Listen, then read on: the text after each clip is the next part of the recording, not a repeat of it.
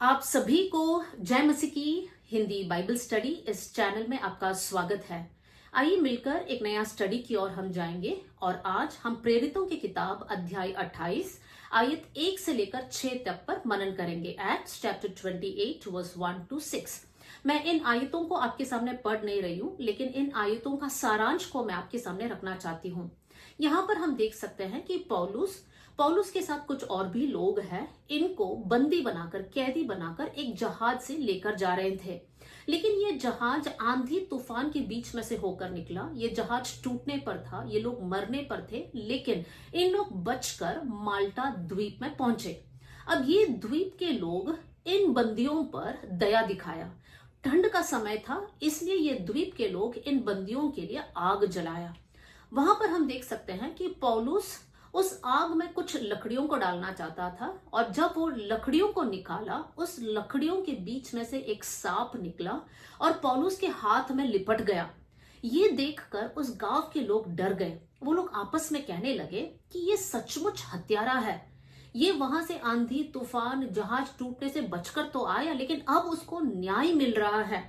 इस प्रकार वो लोग चर्चा कर रहे थे और वो लोग इस बात की उम्मीद कर रहे थे कि अब पौलुस का शरीर सूज जाएगा, वो गिरकर मर जाएगा। अब इस प्रकार की एक सोच के साथ, उम्मीद के साथ वो माल्टा द्वीप के लोग बैठे हैं। लेकिन हम पौलुस के जीवन में देख सकते हैं, पौलुस जो बंदी है वो कोई गलत कारण की वजह से बंदी नहीं है। उसको इसलिए बंदी बनाया गया क्योंकि पौलुस वचन का प्रचार करता था। तो वचन का प्रचार करने के कारण पौलुस अब बंदी है। लेकिन पौलुस अब एक समस्या के बीच में है। समस्या यह है कि पौलुस के हाथ में एक सांप लिपट गया। तब पौलुस क्या करता है? क्या पौलुस डर गया? क्या पौलुस चीखने चिल्लाने लगा? नहीं। पौलुस जब उस सांप को देखता है, पौलुस उस सांप को झटक देता है और वो सांप आग में गिर जाता है। लोग अभी भी उम्मीद कर रहे हैं कि हो सकता है ये हत्यारा है, इसको न्याय मिलेगा, ये अभी गिर जाएगा, मर जाएगा। लेकिन पौलुस के जीवन में कुछ भी नहीं होता है। पौलुस के साथ कोई भी हानि नहीं होता है। उस आयत को मैं आपके सामने पढ़ना चाहती हूँ। 28वीं अध्याय 5वीं आयत, एक्ट्स 28 वर्स 5 में हम पढ़ सकते हैं, पौलुस ने सांप को आग में झटक दिया और उसे कुछ हानि नहीं हुआ। हम यहाँ पर देख सकते हैं पौलुस बिल्कुल सुरक्षित है, उसके साथ कुछ भी हानि नहीं हुआ। ये है जो घटना हम पहली आयत से लेकर 6वीं आयत तक पढ़ सकते हैं। लेकिन यहां से हम क्या देख सकते हैं? यहां पर हम देख सकते हैं कि पौलुस एक बड़ा समस्या में है।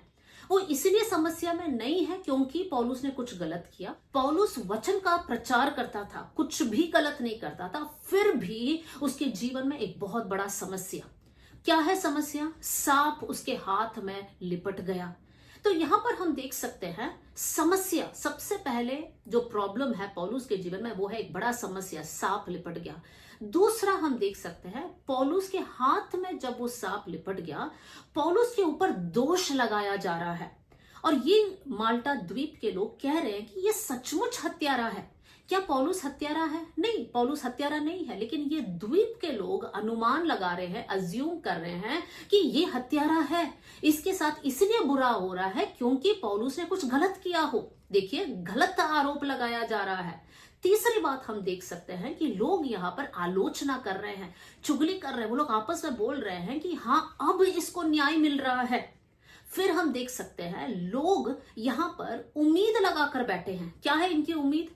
क्या कुछ अच्छा उम्मीद लगाकर बैठे हैं? नहीं, ये लोग ये उम्मीद लगाकर बैठे हैं कि पौलुस अब मर जाएगा, इसका शरीर सूज जाएगा, इसके साथ कुछ बुरा हो जाएगा। मेरे प्रियो, पौलुस के जीवन में 4 बातों को हम देख सकते हैं। सबसे पहले पौलुस के जीवन में हम देख सकते हैं एक बड़ा समस्या, और समस्या आया कि सांप लिपट गया। दूसरी बात, लोग दोष लगा रहे हैं। तीसरी बात, लोग पौलुस के ऊपर आलोचना कर रहे हैं, क्रिटिसाइज कर रहे हैं, या फिर गलत बातों को कह रहे हैं कि अब इसको न्याय मिलेगा, ये गलत इंसान था, अब परमेश्वर न्याय देगा। और चौथी बात, गलत उम्मीद के साथ लोग बैठे हैं। अब ये 4 बातों का सामना पौलुस कैसे करता है? पौलुस अपनी सफाई नहीं देता है, पौलुस डरता नहीं है, रोता नहीं है, चिल्लाता नहीं है। पौलुस को पता है प्रभु मेरे साथ है, तो पौलुस क्या करता है? उस सांप को आग में झटक देता है। परमेश्वर जब पौलुस के साथ है, पौलुस के साथ कुछ भी बुरा नहीं होता है और पौलुस वहां पर एकदम सेफ है। मेरे प्रियो, इन बातों से हम क्या सीख सकते हैं? मैं ये कहना चाहती हूँ, आपके जीवन में अनेक प्रॉब्लम्स होंगे और जैसे अय्यूब के जीवन में समस्या है, वैसे ही आपके जीवन में भी समस्या होगा। अय्यूब ने कुछ गलत नहीं किया, फिर भी समस्या है।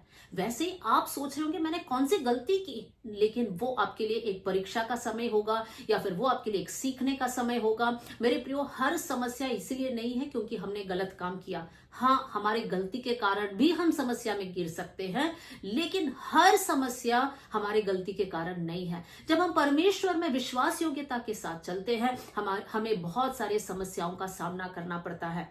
दूसरी बात, यहाँ पर लोग दोष लगा रहे हैं। मेरे प्रियो, हमारे जीवन में भी हम ऐसे संदर्भ की सामना करते होंगे जहां पर लोग हम पर दोष लगाते हैं या फिर हमारे पीठ पीछे हमारी चुगली करते हैं, हमारी आलोचना करते हैं। हमें क्या करना है? क्या हमें हमारी सफाई देना है? क्या हमें उनके साथ लड़ना है? नहीं प्रियो, परमेश्वर के हाथ में छोड़ दीजिए। पौलुस ये कुछ नहीं करता। हम बाइबल में भी कुछ उदाहरण को देख सकते हैं। हम देख सकते हैं यूसुफ के ऊपर गलत आरोप लगाया गया, यूसुफ को जेल में डाला। उसने कभी भी व्यभिचार नहीं किया, लेकिन व्यभिचार के पाप के लिए उसको जेल में डाला गया। शद्रक, मेशक, अबेदनगो ने कुछ भी गलत नहीं किया, लेकिन फिर भी उनको आग के बट्टे में डाला गया। दानियल ने कुछ गलत काम नहीं किया, फिर भी दानियल को शेरों की मांद में डाला गया। मेरे प्रियो, यहाँ पर हम देख सकते हैं कि जब हम परमेश्वर में बढ़ते हैं, लोग हम पर दोष लगाते हैं, और दोष जब लगाते हैं वहां पर हमें ध्यान देना है। उन दोष सुनने के बाद या वो चुगली की बातें सुनने के बाद हमें निराश नहीं होना है। बहुत से वक्त हम निराश हो जाते हैं और फिर हम प्रभु में नहीं बढ़ पाते हैं। मेरे प्रियो, लोग जो चाहे बोल सकते हैं, इवन शैतान लोगों के जरिए बात करेगा ताकि हम निराश हो जाए, हम परमेश्वर में आगे ना बढ़े। लेकिन आज हम लोग ये फैसला लेंगे कि हम लोगों की बातों में नहीं आएंगे। लोग जो चाहे बोल सकते हैं, मेरा और परमेश्वर के बीच का रिश्ता सही होना चाहिए। देखिए, हन्ना के जीवन में पनीना उसको परेशान करती थी। फिर हम देख सकते एली याजक ने भी हन्ना को नहीं समझा।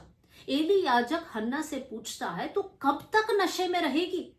यहां पर हम देख सकते हैं हन्ना नशे में नहीं है, लेकिन फिर भी एक सवाल, ऐसे सवाल जो हन्ना को तोड़ सकता है। लेकिन हन्ना यहाँ पर टूटती नहीं है। हन्ना बड़े नम्रता के साथ एली याजक को समझाता है कि मैंने नशा नहीं किया है, मैं प्रार्थना कर रही हूं क्योंकि मैं एक दुखी स्त्री हूं। देखिए मेरे प्रियो, हमारे साथी, हमारे अपने भाई बहन, इवन जो हमारे अगुए हैं, हो सकता है वो भी हमें नहीं समझ सकते। क्या उनकी गलती है? नहीं, हम सब इंसान हैं। हम किसी को 100% समझ नहीं सकते। हम सबके जीवन में एक सीमा है।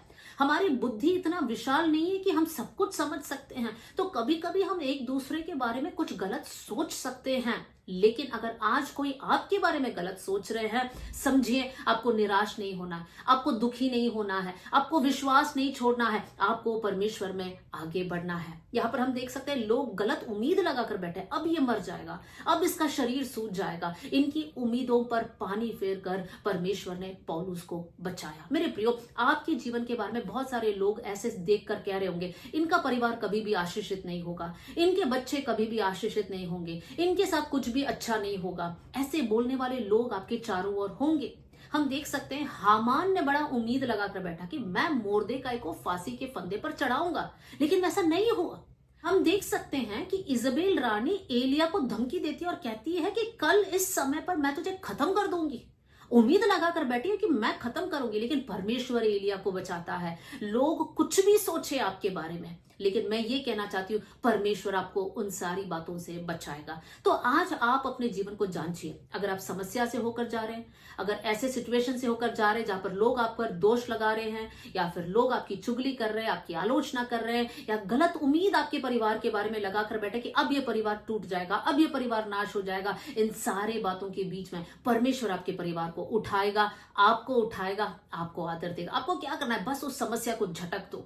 जैसे पौलुस ने उस आग में झटक दिया, वैसे आप उस समस्या को प्रार्थना में आप उसको छोड़ दो, प्रभु के सामने उस बातों को उंडेल दो। प्रभु से कहिए, प्रभु आप मेरे लिए न्याय चुकाना। जब आप ऐसे करेंगे, परमेश्वर आपको सेफ रखेगा। आइए हम लोग प्रार्थना करें। स्वर्गीय पिता, आज का वचन के लिए मैं धन्यवाद देती हूँ। ये वचन सुनने वाले हर एक भाई बहन उत्साहित होने पाए प्रभु जी, हर समस्या के बीच में। इवन जब लोग दोष लगाते हैं, लोग चुगली करते हैं, हैं, लोग गलत उम्मीद लगाकर हमारे परिवार की ओर देखते हैं। आप बचाने वाला परमेश्वर है, इसलिए धन्यवाद।